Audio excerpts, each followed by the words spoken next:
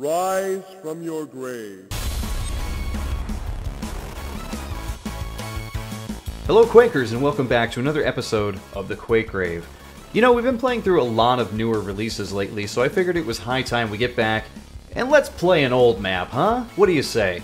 We're going to play through Emolt Quanta today. Now this is by an author named Snazbaz, and I'm not familiar with his name, and that's probably because he's only got one map available for Quake 1.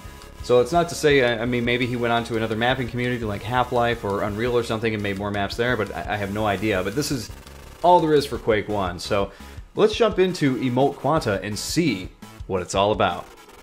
Here we are in Emolt Quanta.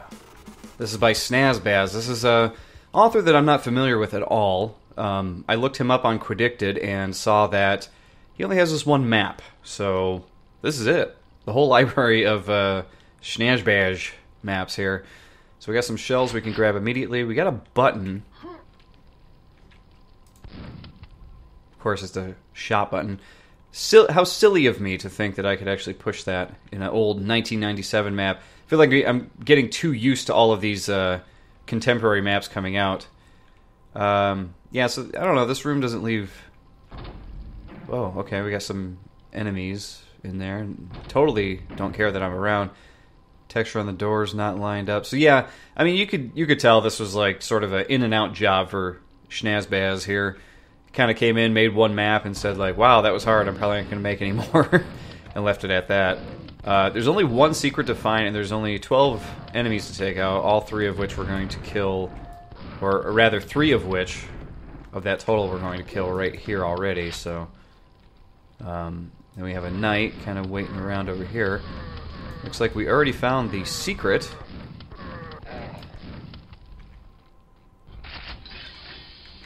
Okay, we got some armor, so that's cool. Super nail gun. So that was the one secret, and there are 8 more enemies to kill. So let's go see what we can do here. Fiend and a knight. Okay, a little bit of challenge here. Trying to take all these guys out. They're sort of getting tripped up on each other, though, which kind of sucks for them. You're not gonna jump down at me, Fiend? Wow, okay. Interesting. Really thought he would have jumped down at me. There's another button there. Use the switches. Well, we found 2. Where's the third one? Should I have seen it? Is it hidden under the stairs? Where is it? This is an interesting fire thing going on here. Candle? Is it pyre? Like, what would you consider this? It's got an interesting look to it. Huge handrails here. You think these handrails were... Maybe they're for the shamblers or something. Okay. Snazbaz has made his own little wall here with a Quake symbol. Always got to give props to the authors who make their own quad or Quake symbol within a map, right? Got a few scrags here. Obviously nothing we can't handle. And of course we got the silver key. Uh-oh. Oh man.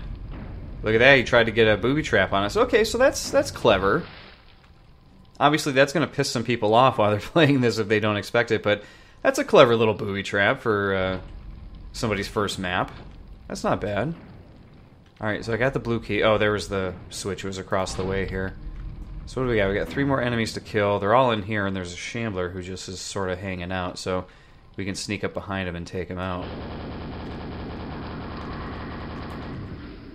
Or so I thought.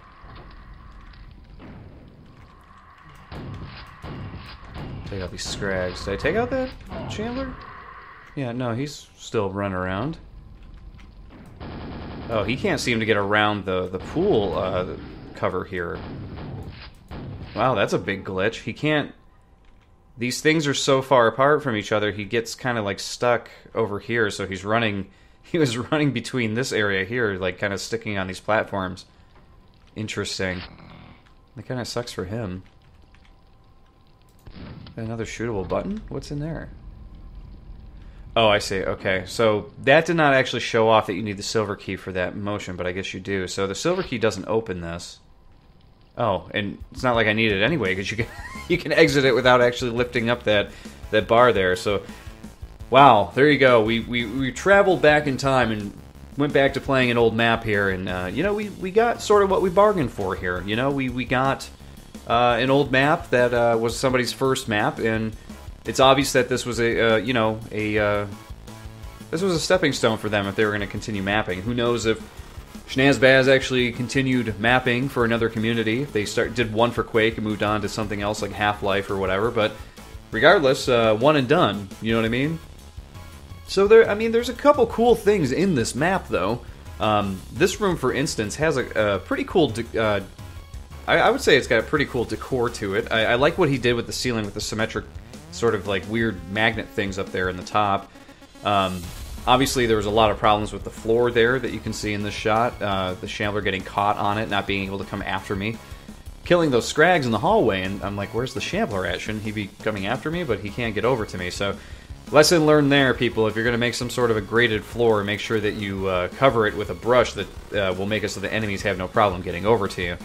Of course, you have the fire thing that he created at the beginning. There's a cross with fire on it. I thought that was a cool little prefab that he made there. I thought that was nice looking. Of course, he created his name and a huge quad as well. So you could see that he made this map with a bit of passion, and seemed like to me like this was a pretty good first map for someone's first time out, especially in 1997 when tools they weren't as robust as they are now. Then you have the Silver Key room where the floor starts to open as you grab the Silver Key, and reveals a trap, which is kind of cool. A lot of maps back then had traps, but for someone to attempt it and make it work in their first map, that's pretty cool. So there's a lot of positives here. Obviously, the negatives is it's a very short map. I could have breezed through this no problem in probably shorter time than I did. I took my time a little bit with this one, just sort of taking it all in.